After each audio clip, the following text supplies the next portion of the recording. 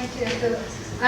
Good afternoon, everyone, and thank you to GMM, Proham, AMAN, ABIM, and yes, I got all of them for hosting this session today, this roundtable, and also thanks to Jamal from Durian FM for reconnecting Dr. and me. Durian ASEAN. Durian ASEAN, Durian ASEAN.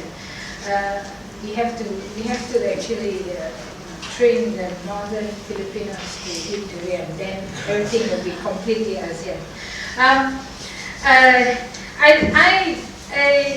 will have a very critical voice this afternoon.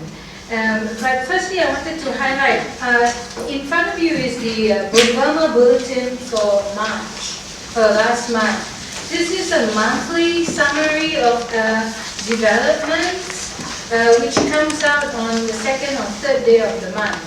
So that means this came out on the 3rd of April, and this covers all the development in month of March.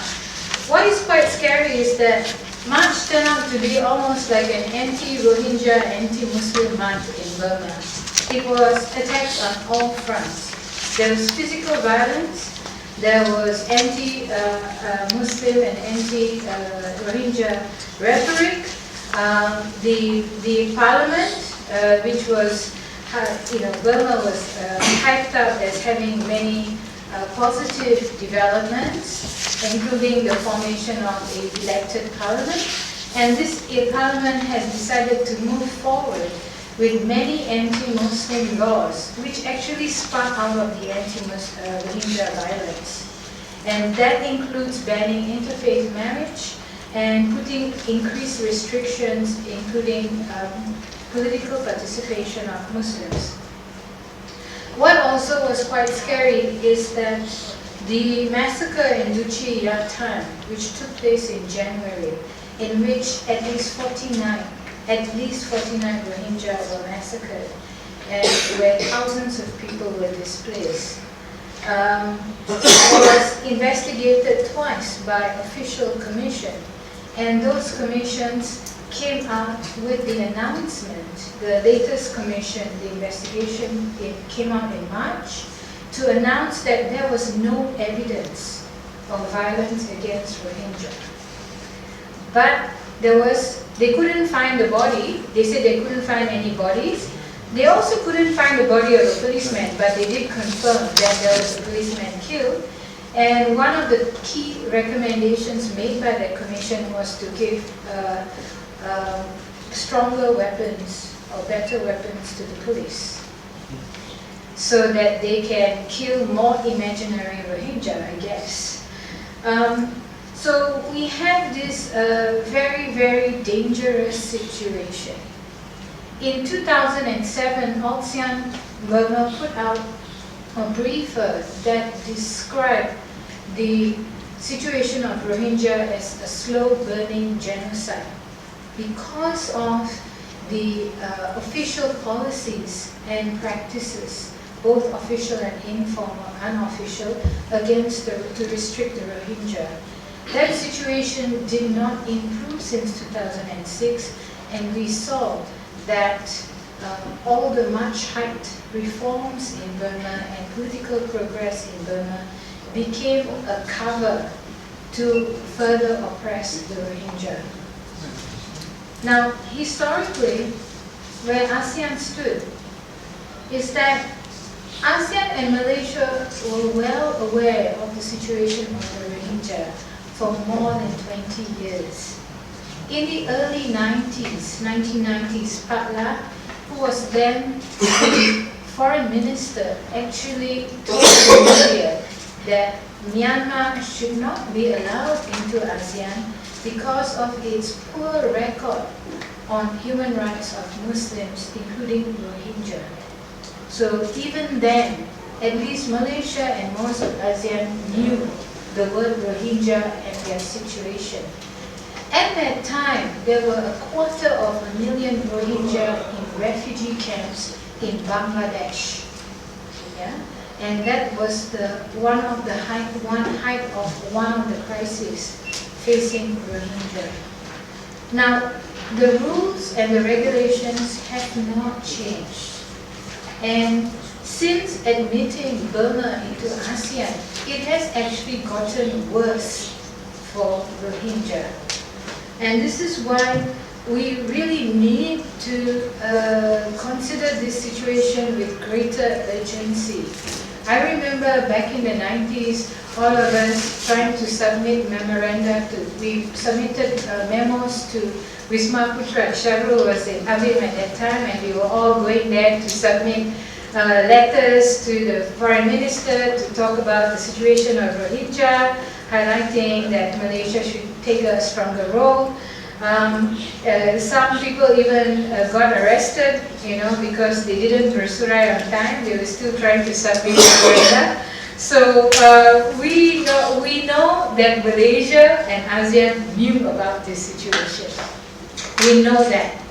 Now, because ASEAN was keen to engage the military regime and have a softly approach, it actually helped create this crisis. So now we are facing really a kind of at the very least an ethnic cleansing, but the situation has escalated to where we can actually call this an impending genocide. And I use this word very carefully because for many years we don't want to mention the G word. But now, after we saw that even Rohingya are not allowed to register themselves as Rohingya in the national census, when we saw that hospitals, public hospitals, see it's okay to turn away Rohingya and deny them medical assistance, when we saw there is freedom for mobs to attack our international agencies, UN agencies and international NGOs, including Malaysians, working in Arakan State to deliver basic humanitarian assistance to displaced people, not just Rohingya, but other Muslim groups and Buddhist groups who were displaced by violence, then we know it is an incredibly dangerous situation. And when we see this, we have to understand several other factors. There is clearly a political and economic agenda taking place in this picture. Firstly, when the violence first broke out, I was in a meeting and everyone was arguing there's no such thing as Rohingya. There was a Muslim from Burma in Rangoon in the room. He kept quiet. When we were alone, he said, they will attack the Rohingya first, then they will come after us. And he was right. First, it was anti-Rohingya violence, and then it spread out into anti-Muslim violence, speeches promoting criminal actions. You will not have a problem. And we can already see there is an imbalance of official support. If you go and protest land confiscation, you can be arrested very quickly. If you want to protest the Boan Kachin state, you'll be arrested very quickly. If you want to call for protection of Muslims' rights or Rohingya rights, you'll be arrested very quickly. But you can go burn down NGO offices in the Kachin state, no problem. So we could see this problem of impunity. And we also saw after this anti-Rohingya violence, the government officials, the ministers, made more and more racist comments. In fact, President Thein Sein, who is considered as who is welcome as a moderate internationally, even said the most humane solution on the Rohingya problem is to round them up in camps and give them to the UN High Commissioner for Refugees to be deported elsewhere. When Western countries got really upset about this because it sounded like the incarceration of Jews in Nazi camps, Then they said, no, the president was only joking. And we could also see that the ruling party has used anti-Muslim and anti-Rohingya hatred and fear in order to steal, to win some popularity from Aung San Suu Kyi and the National League for Democracy. Because that's the only way they can win next year's 2015 general election. This is something that is a reality. Aung San Suu Kyi's party don't even dare use the word Rohingya. If they use it in parliament, they're committing political suicide. So we have a situation where NLD officers were vandalized in Rakhine State because NLD refused to take an anti-Rohingya or anti-Muslim position. For them, they said we stick to international human rights principles. But now, even something so mild as international human rights principles became controversy in the country. So I wish that NLD and Aung San Suu Kyi can take a more public and stronger role. But when you go in Burma and you saw the reality on the ground, we also realized that even for this moderate position that they are taking, they are being campaigned against. So the extremist 969 movement, which is led by U Wiratu, has started to make protests against Aung San Suu Kyi and the NLD to push them to support the anti-Muslim laws that they have proposed to the parliament. So we have this picture. The other picture is one of land grabbing. If you look at the map of Arakan State, and you look at where the big development projects are, you will also see that those areas have become the target of anti-Rohingya and anti-Muslim violence. Chao Pyu in Rangri Island, which saw the worst, one of the worst outbreaks of violence in 2012, became the place. This violence cleared and conveniently cleared an entire area which is now being developed as a mini Singapore. Sitwe area, they are developing that area to turn Rohingya neighborhoods, which are now emptied by the violence, into shopping center and office blocks. Sandaway, where violence broke out, Tanway, I'm using both the new and the old names, Tanway or Sandaway, where the violence broke out in September last year. It was started when someone stabbed a 91-year-old Muslim woman. That area has been an area where people have been protesting against land confiscation, because in that general area it will be a junction point for some major infrastructure projects. So after a protester was jailed within weeks, they had this anti-Muslim violence, and now that whole area is under military control and security control.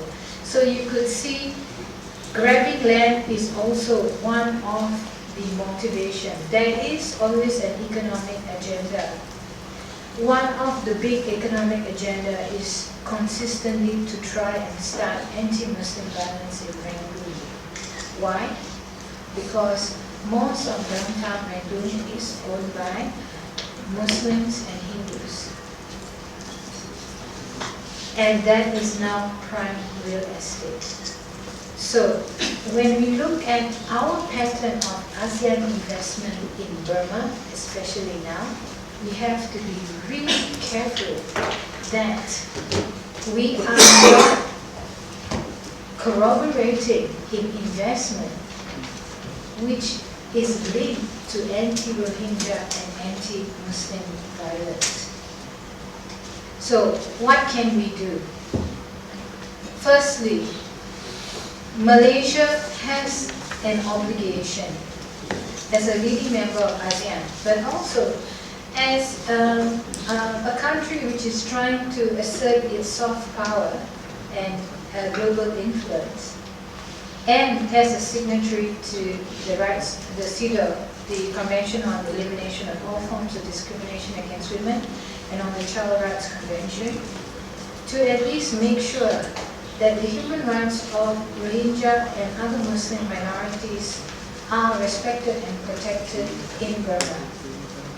In particular, protecting women and children from violence and making sure that they have basic access to the needs of survival and to health and education. Secondly, there are Rohingya in Malaysia. Many Rohingya children still do not have the right to go to school.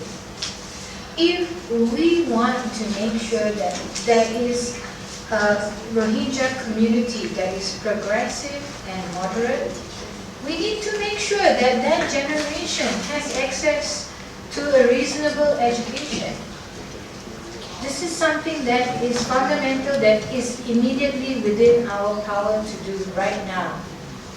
And one of the big disappointing situations this year, since Burma is chairing ASEAN, is that the government of Myanmar, Burma, and FIDH even censored ASEAN ministers from raising the Rohingya issue. And at the ASEAN Civil Society Conference, which is also known as the ASEAN People's Forum, it was the biggest in our history. 3,000 people came. And I was the only official speaker in that whole conference who said the word Rohingya.